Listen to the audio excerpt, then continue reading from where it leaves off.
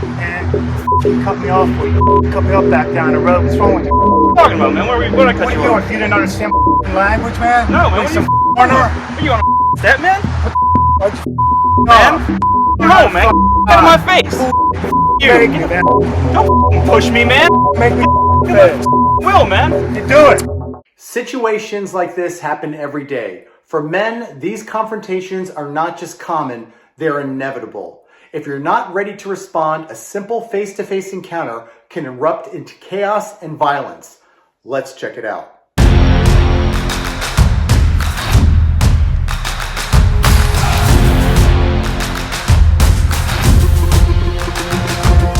This video series is designed specifically for men because it addresses the unique challenges and confrontational scenarios they're most likely to encounter. Now, these situations are far less common for women and require a completely different approach, which is why this video series focuses solely on the skills every man needs to protect himself, assert control, and handle dangerous situations with confidence. Now, before we dive in, let me be clear. This is not an exhaustive list of every possible scenario. Real-world self-defense and confrontations are unpredictable and take countless forms, which is why I'll be breaking these lessons into a series of videos. So make sure to like, subscribe, and hit the notification bell so you're ready for the next video drop. Understanding the psychology of confrontation is just as important as mastering physical techniques. Aggressors just don't attack. They test, provoke, and manipulate. They may encroach on your personal space to unnerve you, push you to gauge your reaction, or intimidate you to assert dominance. These actions are designed to force you into emotional or impulsive responses, which can put you at a disadvantage. The key to effective self-defense is recognizing these tactics for what they are: psychological traps. By staying calm, maintaining composure, and assessing the situation rationally, you can seize control before it spirals out of control. Now, I've included a bonus for my War Machine Vanguard and Elite members. I'm including a free PDF training guide titled Confrontation Command based on the lessons from this video series.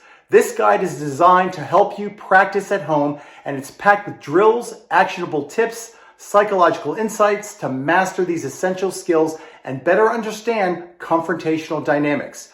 Now, if you're not already a member, check out the details below and join the War Machine community today. One of the most common and critical elements of any confrontation is an encroachment, when someone invades your personal space. Understanding how to handle this effectively is essential because it's often the first step towards escalation. Let's break it down. An encroachment occurs when someone invades your personal space, often crossing an invisible boundary that most people instinctively respect. This invasion can feel unsettling or outright threatening, depending on the context and the behavior of the person involved.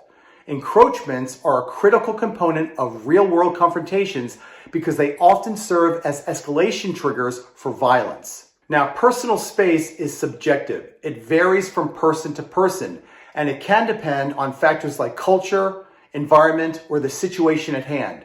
However, in self-defense, your personal space is a tactical boundary. When someone breaches this space, it's a potential red flag that requires immediate assessment. Not all encroachments are the same. Some are harmless or unintentional, while others are deliberate and carry an explicit threat. In my CFA system, I categorize encroachments into two types: passive and aggressive. A passive encroachment occurs when a stranger unknowingly invades your personal space. This could be someone like a drunk or a vagrant or an individual with really poor spatial awareness who doesn't pose an immediate threat. While it's important to stay aware and maintain boundaries, these situations often don't escalate unless it's mishandled. For a passive encroachment, maintaining a natural stance is usually enough to establish boundaries without escalating the tension. Hey, excuse me, you help me out? I'm looking for the subway. The subway. You know what? I'm not from around here, so I don't know where it is. I just need to find it. What, are you lost or something? I'm lost. I don't know my way around the city. I'm a recovering That sucks. alcoholic. You know, and I'm just trying to make my way. That sucks, man. Well, good for you. You're recovering, You huh? know, I'm just trying to find. You don't know the subway? How about a bus? You know where the bus is? The buses, I don't know. I like I said, I'm not from around here. I'm just visiting, so I don't even know. where the bus is, man. Yeah. Man, that's tough. Right? Yeah. You know, there's a couple shops over there. Why don't you just go in there and ask them? I'm certain they would know. All right, I'll go ask them. I appreciate it. Yeah, Man. good luck Thank to you. Thank you. Absolutely. Thank you. To assume the natural stance, angle your body 45 degrees from the individual. Stand with your feet shoulder width apart, knees slightly bent, and your weight evenly distributed. Keep your hands up and in front of your body with natural movements such as rubbing your hands, adjusting your shirt, or scratching your nose to guard against attacks. Remember to stay relaxed but alert, avoiding tension in your shoulders, neck, and arms. If you compare my natural stance to Tommy's, you'll notice he's rocking his body back and forth. This is something you want to avoid because it's incongruent with the objectives of a natural stance. It signals nervousness and compromises the perception of being calm and unalarmed. A couple points about the natural stance. It's always critical that you have your hands up. Unfortunately, there are some people who teach reality-based self-defense and they have hand positionings that are inherently risky. For example, crossing your arms is incredibly risky because you can be trapped and struck at the same time. Tommy? So if Tommy's assuming a natural stance and he crosses his arms as he's talking to me, not only is this body physiology kind of aggressive, but it creates a danger for him because I can trap. So if I'm the aggressor, he's the good guy and he has his hands crossed, and I've seen a lot of bouncers do this in my experience as a bouncer.